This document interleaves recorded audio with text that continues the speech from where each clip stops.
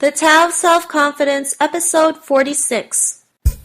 Welcome to the Tao of Self-Confidence, where I share stories of amazing women finding their inner journey to self-confidence 5 days a week.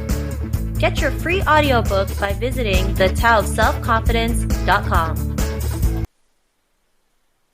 Well, hello, friend. Welcome to the Tao of Self-Confidence, where I share stories of phenomenal women who have discovered their inner journey to self-confidence. I'm your host, Sheena Yap Chan, and today I have a special lady on today. She's actually not that far from me. We're probably about a couple hours away from each other. We're actually in the same city, so it's pretty cool. She's been, traveling the world. I think she just came home from an awesome cruise, and And if you've ever seen her on Periscope, she's quite the celebrity on Periscope. And she's also a life coach. So without further ado, I just want to introduce you to Anita Wing Lee. Anita, how are you today? Maybe you can fill in a little bit more about yourself with the audience and with the listeners. Yeah, thank you, Sheena, so much for having me. It's such a pleasure to finally meet you. Our Periscope followers were trying to connect us, but we were already connected. So for anyone who's new to me, I'm Anita Wing Lee, and I have done a number of things since I found Periscope, but even before that, I've been traveling for the last 3 to 4 years, every couple of months. One of the things I help people with is if they want to travel, I give tips on how to get paid for it through Periscope. I do life coaching. I also have, in the process of having two, I currently have one, but online programs where I just guide people to help them create careers that really light them up from the inside out. Networking is one of the things that really helped me to travel, so I have a program about that. I just love being able to have my own business and create a platform where I'm able to share my story and share the insights from my journey of really carving my own unique path in the world and around the world. Awesome. Well, thanks for sharing that. And what is your cultural background? So this is funny, people always ask. My parents are from Hong Kong, but I've been born and raised in Canada. Cool. Well, thanks for sharing that. And Anita, what would be your favorite self-confidence quote? This is interesting. My favorite self-confident quote. Well, the thing that comes up for me, I guess one of my favorite quotes is maybe not directly related to self-confidence, but it's by Joseph Campbell. And it's follow your bliss and the universe will open doors where there were only walls. And it does kind of relate to self-confidence though, because this is part of where I get my self-belief in the fact that and I've experienced this when I actually do follow my bliss and I do things that light me up and bring me joy. All of these crazy opportunities come into my life and people are like, oh, you're just lucky. But no, it's because I actually have been doing what I love for a long time. So then I've become known for doing the things that I love, like travel or speaking, or storytelling. And then the universe opens up opportunities for me to get paid for it eventually. So that would be my favorite quote.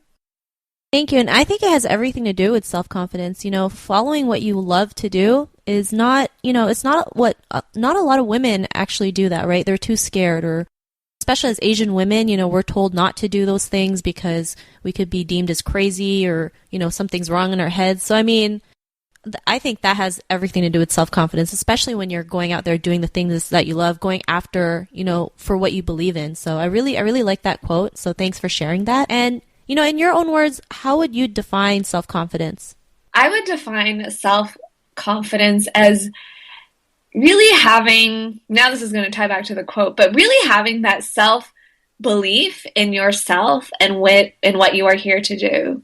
I think the more that I walk this path, I'm an entrepreneur and I've grown an online business, but even if I wasn't an entrepreneur and I worked in job and I've had jobs on the side, it's like knowing what you're good at, and knowing that you're actually meant to follow your passion, live your passion, do what lights you up. When I have that belief in my own strengths and skills and I nurture them, that's when I can go out into the world and be like, okay, I'm going to try something brand new. Like starting a business for me was a brand new thing, but I just had this sort of knowingness, this like trust inside myself that I think that life is going to work out way better for me if I actually try to pursue what I love instead of do what other people think I should do.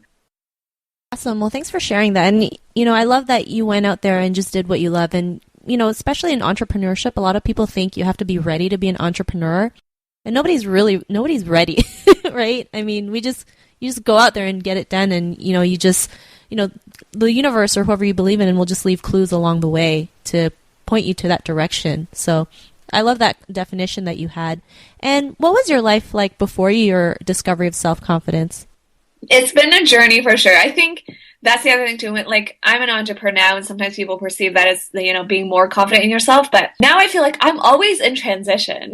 I'm always like transitioning from one thing to the other. But I think the journey to finding that self-confidence is definitely not something overnight. One of the reasons I'm really passionate about helping people who want to travel, whether that's getting paid for it or, creating their own solo adventure, is the fact that when I was in university, my first internship was a good internship by traditional standards. I was studying media, and I ended up working at a marketing agency. I was pretty proud of myself at the time because I was the only first-year intern out of 9 interns. Everyone else was an upper-year student. But that experience showed me that I don't think I want a life in an office. Like, that's just not for me. But because of that experience, the following summer, I thought, okay, I'm going to do whatever it takes to travel abroad. But it wasn't like I had a ton of savings for it. So I ended up, an opportunity presented itself, just like you were saying, the universe will leave clues. I ended up talking to a friend who had taught English in Italy. So I went to go do that, and it was an incredible experience. And that was actually the first time, though, that I met other 20-somethings in the world who had just been like, screw the traditional route. I'm going to do this thing, which was teaching English around the world, that lights me up, makes me happy, and allows me to just like bring that joy for life to every day. And so some of those people, this is almost 5 or 6 years ago now, some of those people are still traveling the world teaching. But these people were completely different from my classmates at home, the ones that were just like, let's get good grades, let's get a job. And that's it, rinse, repeat. These people were like, what's my next adventure? Where do I want to go next? And so travel was actually the beginning for me of seeing that there was a different way, that I could actually carve my own path, that I could live life differently, that I didn't have to do what everyone else back at home and,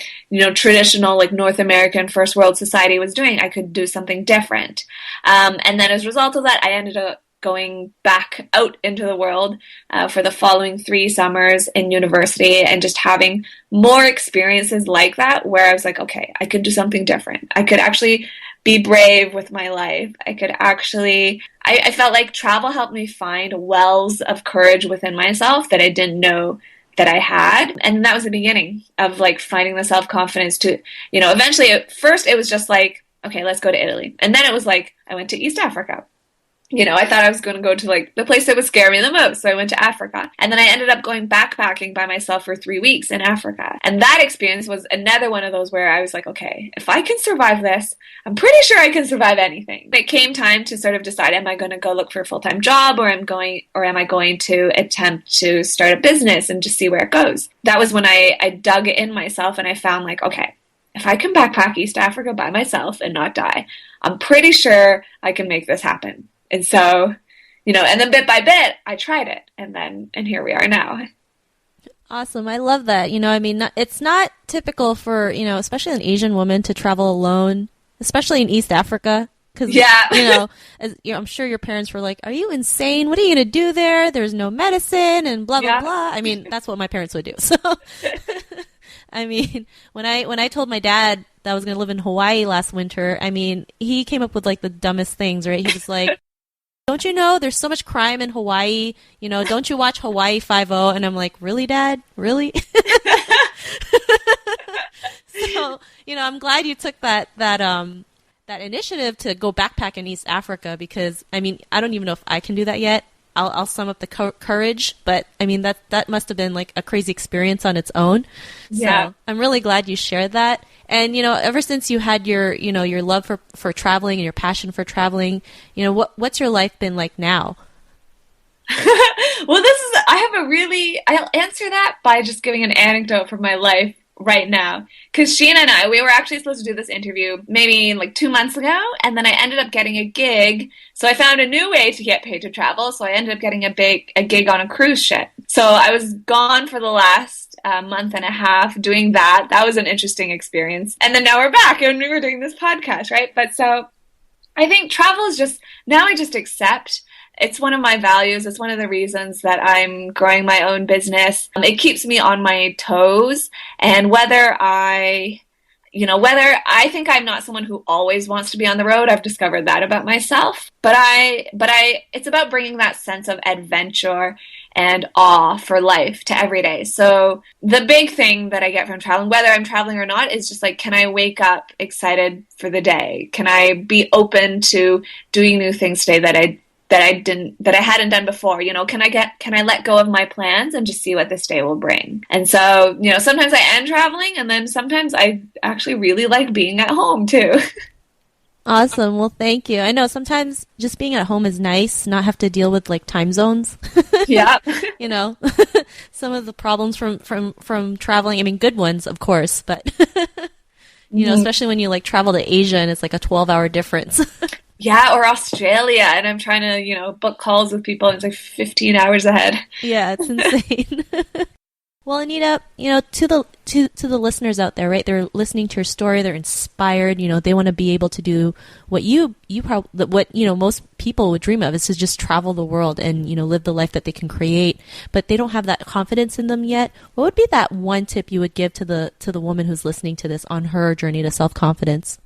My tip would actually be to begin to spend time in your day, or at least in your week, nurturing your own passions, whatever that is. Like, even if it's just writing, you're like, what's the point? I'll never write a book, just don't even go down that rabbit hole. Just create a little space, like a little corner of your life where you just do the stuff that you love for the sake of it. And the reason I say this is because it's going to blossom. As you nurture that, it's literally like first of all, you're going to develop your skill in that realm, whatever it is.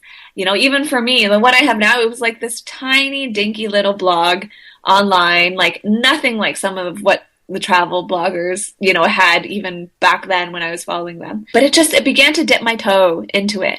I began to learn about these like WordPress and little bits. So I know that whatever field that it's in, if it's like fashion or like essential oils, or it's like something really nerdy, if it's something really outdoorsy and you're like, oh, I'm never going to make a career out of this, whatever, I'll just sit and watch Netflix instead. Don't do it. Don't do that. Like, actually spend the time engaging in the stuff that you love and continue to do that. I guarantee that if you want to, some point down the line, you can make that your living.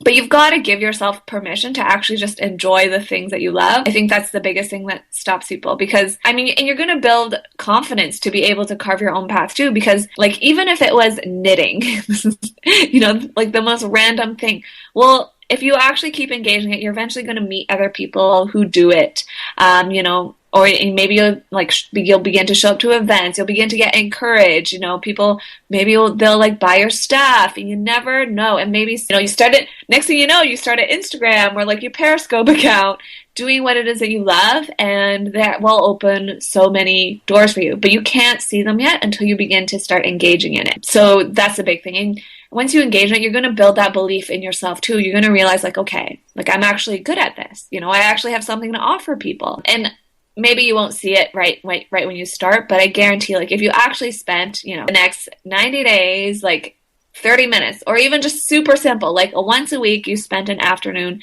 doing the thing that you love, like you'll get clarity on, first of all, if you want to pursue it or not, but then maybe you'll get really good at it, and you'll begin to like find a way to help other people with it. And that's when doors will open for you to eventually make a living off of it if you want.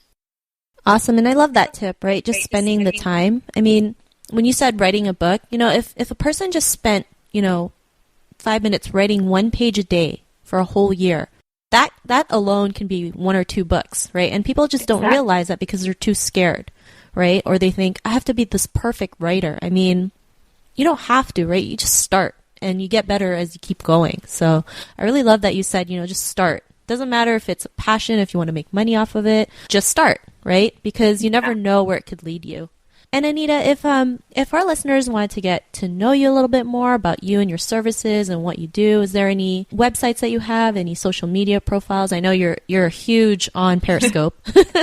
Yes, absolutely. So Periscope is I have no words for it. Like, I just love Periscope, and it's a place where I'm really able to serve and help and contribute. So my handle is Anita Wing Lee. Just WINGLEE is my middle and my last name. And then obviously I have a website as well. It's my name again, AnitaWingLee.com. There are travel resources there for you if you're interested in different ways to get paid to travel. I have a free e-guide and workbook. And then there's also I have programs and that kind of stuff there. Like, my website has everything. There's a ton of free content there as well. And then I'm on Instagram, Twitter, Facebook. Like, I'm everywhere as well. Instagram has my best travel photos. Periscope is probably the place to be if you want to really find me. And the best part is you can actually talk to me and ask me questions in real time if you come into one of my Periscopes.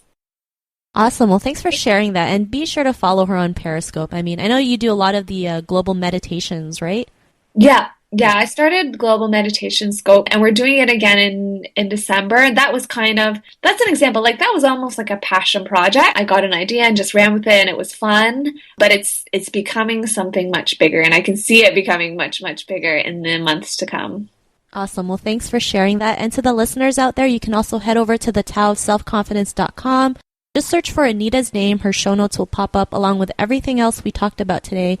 And I really just want to thank Anita for taking the time to share her story, sharing her wisdom and tips on self-confidence. So, Anita, thank you so much. Thanks for having me, Sheena. It's been a joy and pleasure. And hopefully we'll get to meet each other in person soon. I know, especially now that we're in the same city. Yeah, that's the benefit of not traveling. For sure. So, listeners, be on the lookout for another new episode of another amazing woman's story to self-confidence, and we will talk to you soon. Bye for now. Thank you for tuning in to another amazing episode of the Tao of Self-Confidence. Subscribe to the Tao of Self-Confidence on iTunes and Stitcher to hear more stories of amazing women finding their inner journey to self-confidence.